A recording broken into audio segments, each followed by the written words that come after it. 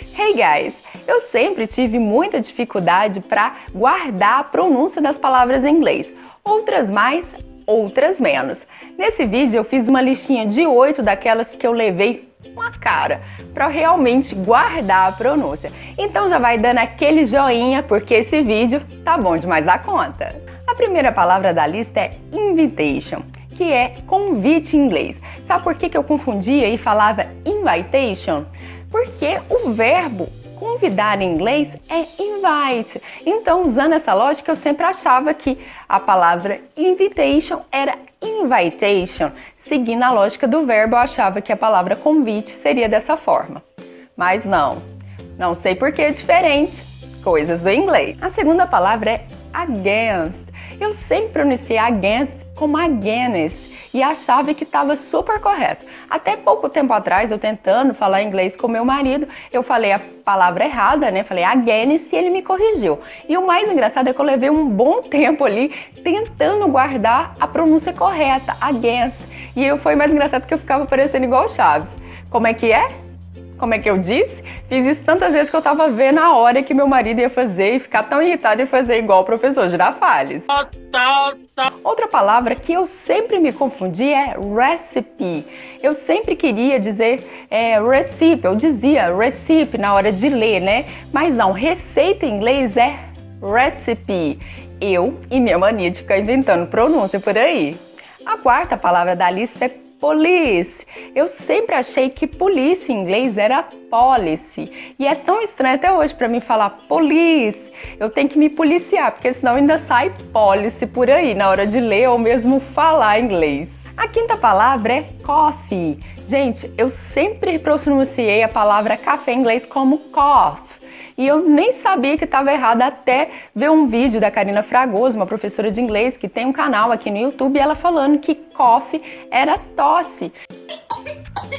E olha que eu nem sabia como é que se dizia tosse em inglês, mas vivia falando por aí, né? Porque eu nunca dizia coffee, era cough. Ainda bem que eu nem tomo café, porque senão poderia ter pagado o mico chegar numa cafeteria por aí, Estados Unidos afora, falando, me dá uma tosse.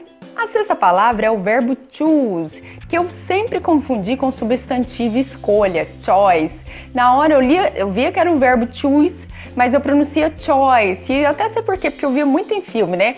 My choice, ou em diálogos assim, em filmes, e atribuía que escolher, o verbo escolher também seria essa pronúncia. Eu sempre tenho que ser corrigida, eu tinha que ser corrigida pela minha professora de inglês para não falar choice. A sétima palavra que eu levei um tempo aí para conseguir aprender inglês, memorizar, na verdade aceitar que não era a pronúncia que eu dizia, foi sigh, que significa psique em inglês. Eu sempre gostei de ler muito e eu comecei a ler um tempo atrás uma série de livros que tem um nome, a série leva o nome de Psy Changeling, é de uma indiana, e eu sempre achei que era Psy que falava e não Psy. Eu falava sempre assim, a série Psy Changeling. Até meu marido me corrigir, mas até hoje eu tenho dificuldade de aceitar que não é Psy. Eu sempre acho que tem que falar esse P, mas não tem, é apenas Psy. A oitava palavra é o verbo live. Você deve estar pensando que é brincadeira, né? Live é o primeiro verbo que a gente aprende em inglês e é o que todo mundo sabe.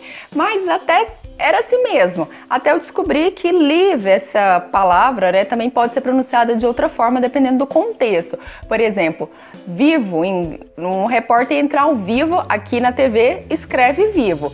Em países de língua inglesa escreve live, apesar da escrita ser a mesma, a pronúncia é diferente, é live.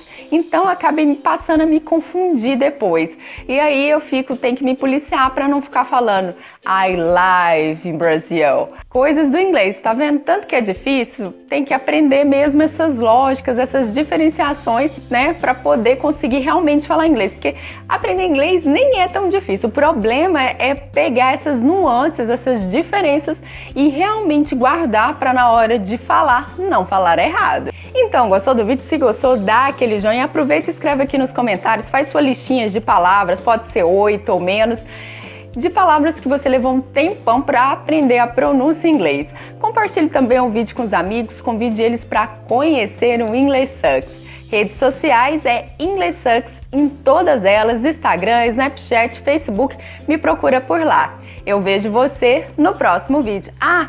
Não se esqueça também de se inscrever se não é inscrito, tá bom? Eu vejo você no próximo vídeo. Bye!